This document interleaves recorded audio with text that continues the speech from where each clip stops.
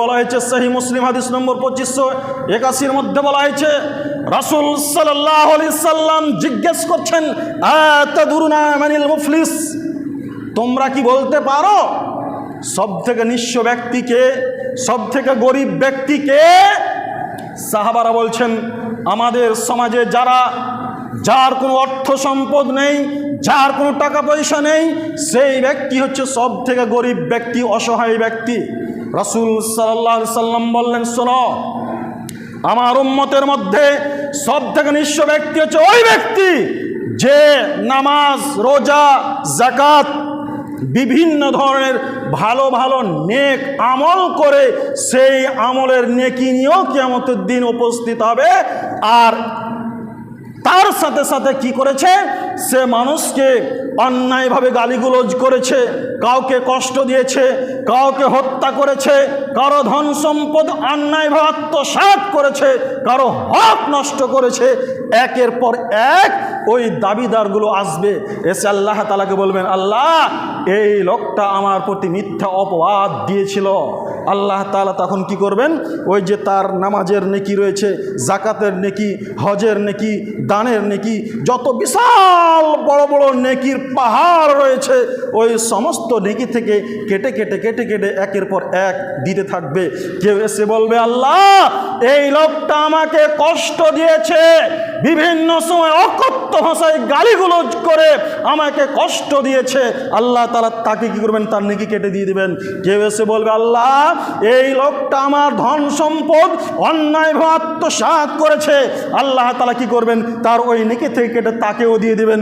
কেউ এসে বলবে, আল্লাহ এই লোকটা আমার প্রতি মিথ্যা অপবাদ দিয়েছে, মিথ্যা অপবাদ লাগিয়ে সমাজের নজরে আমাকে ছোট করে দিয়েছে, আমার মান সম্মান নিয়ে খেলা করেছে। তাকেও কি করবেন, আল্লাহ তাআলা ওই নেকি থেকে কেটে কেটে দিতে থাকবেন। দিতে দিতে দিতে যত দাবিদার আসবে একের পর এক ওই সমস্ত দাবিদারদেরকে আল্লাহ তাআলা তার নেকি থেকে কেটে কেটে দিতে দিতে দিতে দিতে এক পর্যায়ে তার সমস্ত নেকিগুলো খতম হয়ে যাবে। তার নামাজের নেকি খতম হয়ে যাবে, তার জাকাতের নেকি শেষ হয়ে যাবে, তার হজের নেকি শেষ হয়ে যাবে, দানের নেকি শেষ হয়ে যাবে।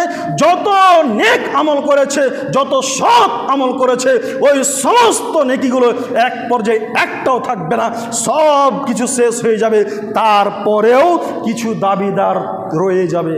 তখন আল্লাহ তাআলা কি করবেন, ওই দাবিদার যারা আছে, তারা যা পাপ করেছে, তারা যা গুনাহ করেছে, ওই দাবিদারের গুনাহগুলো, পাপগুলো ওদের কাছ থেকে নিয়ে আল্লাহ তাআলা এই ব্যক্তির ঘাড়ে চাপিয়ে দেবেন, দিয়ে আল্লাহ তাআলা পরিশেষে জাহান্নামে নিক্ষেপ করবেন। এই ব্যক্তি হচ্ছে সব থেকে নিঃস্ব ব্যক্তি, সব থেকে গরিব ব্যক্তি।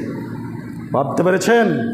ও যুবক, তোমাকেই বলবো, তুমি যে তোমার ভাইকে বিভিন্ন সময় তোমার মুখের মাধ্যমে কষ্ট দাও, তোমার মুখের ভাষার মাধ্যমে কষ্ট দাও, তুমি তোমার ভাইয়ের বিরুদ্ধে সদা সর্বদা তার বিরোধিতা করো, তার পিছনে লেগে থাকো, তার পরিবারের পিছনে লেগে থাকো, তুমি তাকে কষ্ট দাও মুখের মাধ্যমে, হাতের মাধ্যমে, বিভিন্ন সময় অকথ্য ভাষায় গালিগুলোজ করার মাধ্যমে তুমি সতর্ক সাবধান থাকো।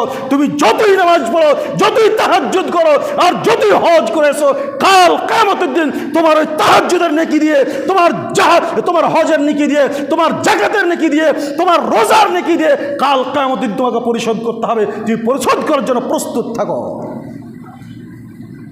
ও মুরব্বী সাহেব, আপনাকেই বলবো, আপনি যে আপনার পাড়া প্রতিবেশীর সঙ্গে রাত দিন অন্যায় আচরণ করেন, আপনার ভাইয়ের সঙ্গে খারাপ আচরণ করেন, খারাপ ব্যবহার করেন, তাদেরকে কষ্ট দেন, আপনি তাহাজ্জুদ পড়ে মনে ভেবেছেন পরিত্রাণ পেয়ে যাবেন? অসম্ভব হতে পারে না।